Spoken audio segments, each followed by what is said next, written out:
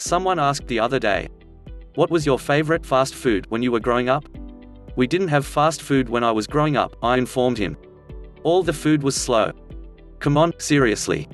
Where did you eat?" "It was a place called home," I explained. Mum cooked every day, and when Dad got home from work, we sat down together at the dining room table. And if I didn't like what she put on my plate, I was allowed to sit there until I did like it. By this time, the lad was laughing so hard I was afraid he was going to suffer serious internal damage. So I didn't tell him the part about how I had to have permission to leave the table. But here are some other things I would have told him about my childhood, if I'd figured his system could have handled it. Some parents never owned their own house or wore jeans. Never set foot on a golf course, traveled out of the country, or had a credit card. My parents never drove me to school. I had a bicycle that weighed probably 50 pounds, and only had one speed, slow. We didn't have a television in our house until I was 10. It was, of course, black and white. The station went off the air at 10 p.m. after playing the national anthem and epilogue. It came back on the air at about 6 a.m. And there was usually a locally produced news and farm show on, featuring local people. Pizzas were not delivered to our home, but milk was. All newspapers were delivered by boys. And all boys delivered newspapers. My brother delivered a newspaper 7 days a week. He had to get up at 6 every morning. Film stars kissed with their mouths shut. At least, they did in the films. There were no movie ratings, because all movies were responsibly produced for everyone to enjoy viewing, without profanity or violence or almost anything offensive. If you grew up in a generation before there was fast food, you may want to share some of these memories with your children or grandchildren. Just don't blame me if they bust a gut laughing. Growing up isn't what it used to be, is it?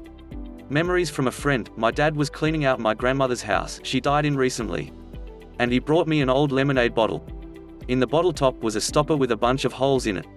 I knew immediately what it was, but my daughter had no idea. She thought they had tried to make it a salt shaker or something. I knew it as the bottle that sat on the end of the ironing board to sprinkle clothes with, because we didn't have steam irons. Man, I am old. How many do you remember? Headlight dip switches on the floor of the car. Ignition switches on the dashboard.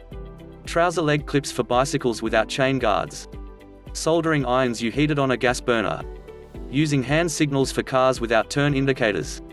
Older than dirt quiz, count all the ones that you remember, not the ones you were told about. How you fared. Ratings at the end. 1. Sweet cigarettes. 2. Coffee shops with jukeboxes. 3. Home milk delivery in glass bottles. 4. Party lines on the telephone. 5. Newsreels before the movie.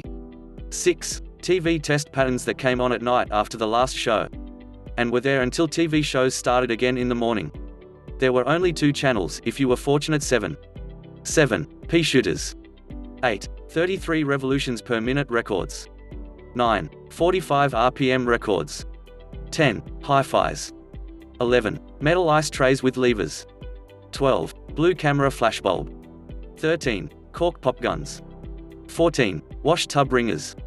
If you remembered 0 to 3, you're still young.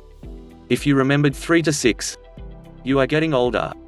If you remembered 7 to 10, then don't tell your age. If you remembered 11 to 14, then you're positively ancient. I must be positively ancient, but those memories are some of the best parts of my life.